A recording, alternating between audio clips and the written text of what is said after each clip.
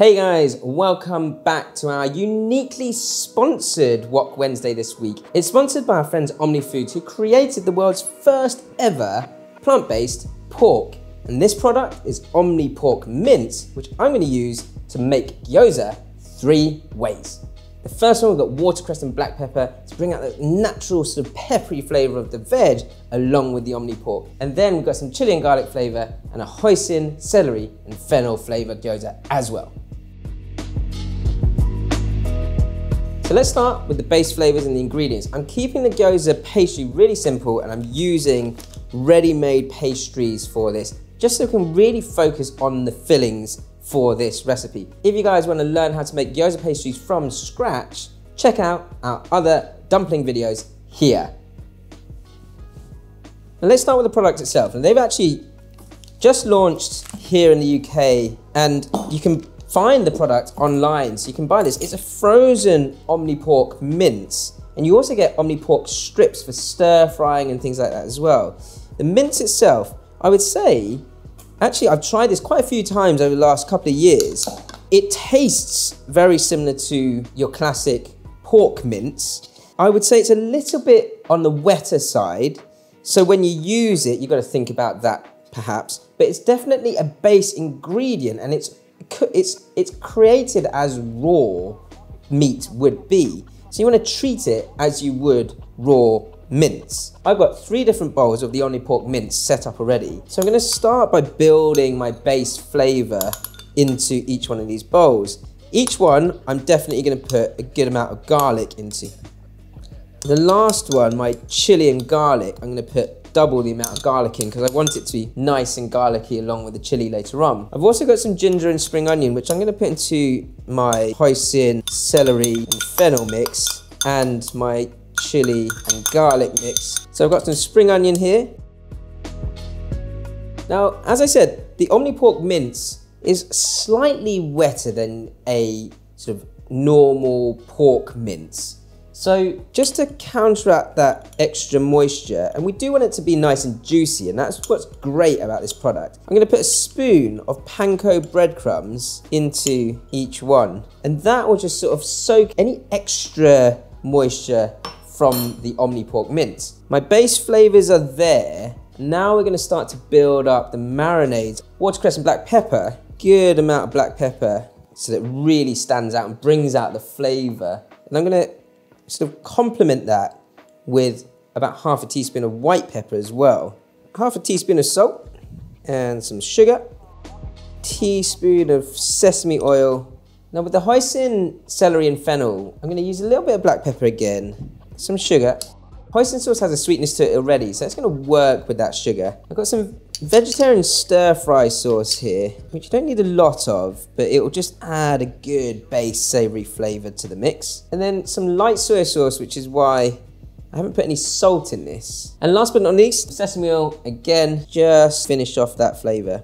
With the chili and garlic, we're going to keep the marinade really simple because the chili and garlic itself, I'm going to pack into the mix. So a little bit of vegetarian stir-fry sauce again, and then a good pinch of salt and sugar, and then a teaspoon or so of sesame oil. We're gonna go to our big bowl of veg. So watercress, I find it's definitely one of my favorites. It's got loads of flavor to it. And you use the stalks and everything, and this is really fresh watercress, this. Watercress. Next up, hoisin, celery and fennel. It's a good time to let you guys know so that it's, I think 12 grams per 100 grams of Omni pork is actually protein. So it's high protein, really, really good for you, and far more sustainable than actual pork. More importantly, when you bring it together with lots of different flavors and textures like this, it's a great ingredient. The fennel, very, very distinct flavor that will come off this. Chili and garlic filling last. I've already got a load of garlic in here, so I'm going to add some chili to this as well and keep seeds in. I want it to be nice and spicy. And then to work with that garlic, I've got a whole load of Chinese chives or gao choy, which will accentuate the garlic flavor, but also add another sort of layer of texture into the filling. So I've kept my hands clean and ready to give it a good mix. Same as treating any sort of meat-based product with this plant-based meat. It has that stickiness to it. And so what that's great for in terms of sort of a gyoza filling is it really helps to bind all that beautiful veg together. So what you want to do is really massage that marinade right into the mince. Get all that celery and hoisin into that Omnipork. And then, last but not least, the chili and garlic mix. So the simplest way to make up a gyoza, and I've got ready-made pastries today, so I'm going to use a bit of water to stick. Just take a good teaspoon or so of the filling in the center, and a little bit of water around the edge. And then we're going to go center to the center, and this is what I like to call the angry frog fold, because what I'm going to do is going to point inwards and upwards from the outside and squeeze the side closest to me together. Point inwards and upwards on the other side and squeeze the closest side to you, and then you'll see that you've got two grumpy or angry looking frog eyes and a grumpy mouth. Poke them in the eyes, and I've got 1, 2, 3, 4 folds that I can then just finish off. And then you can see that quite quickly, even with my explanation, I have a simple gyoza.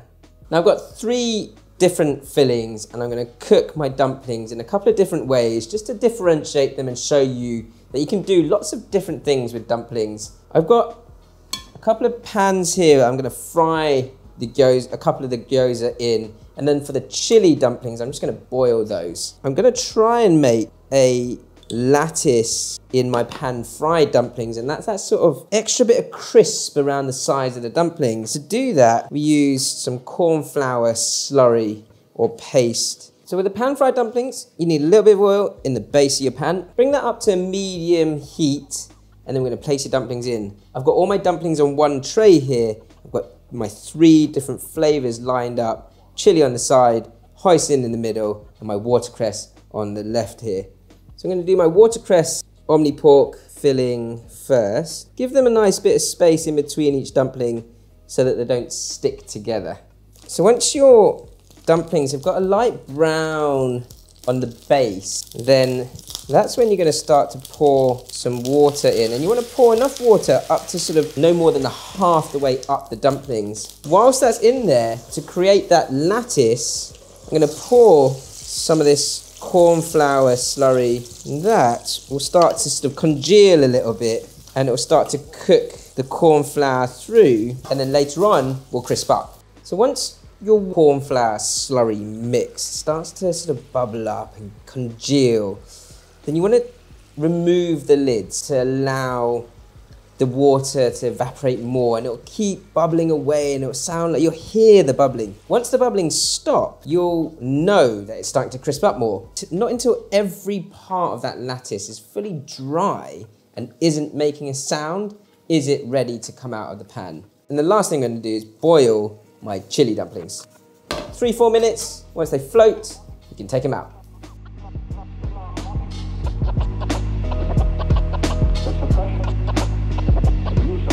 And then all we've got to do is make up the dipping sauces. So with your chili and garlic dumplings, we've got a chili oil dipping sauce. And we're going to start by just searing some ginger, garlic and spring onion. To add to the spice, some chil chow chili oil or lao gan ma chili oil, some light soy sauce for saltiness, a little bit dark soy for colour, a tiny amount of Ching Kiang black vinegar, and a small handful of sesame seeds. Give that a stir.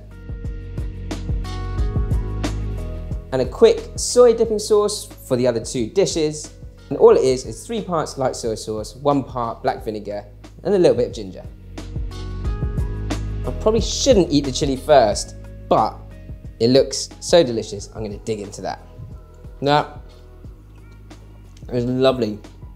And the texture of the Omnipork, bang on. So let's move on to the hoisin crispy gyoza. Oh wow, yeah, I can really taste the fennel.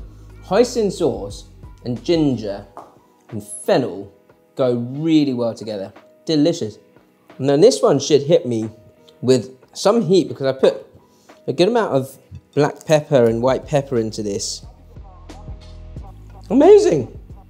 You guys from Omni Foods are geniuses. I always say that Chinese food is about a balance of flavor, texture, and color. And we've got a whole load of different flavors here. I'm getting that hit of that black pepper there. Real base flavor. The texture of something plant-based like this from Omni Foods is where, as a meat eater, I've always been a little bit averse to putting into my food. And even if I was to sort of use tofu in place of meat for my dumpling fillings, it's too wet, hasn't got the texture of that a minced pork would have, and therefore isn't the perfect substitute. But this to me is perfect. So what I've learned is this is quite new to me, but I've really enjoyed cooking with the Omni Pork. If you guys like trying this type of products and this type of food, what would you guys cook with Omni Pork? Let us know in the comments below. Guys, if you like this video and you really want to make it, don't forget that Omni Pork mince and strips are both now available in Sainsbury's. Go get them.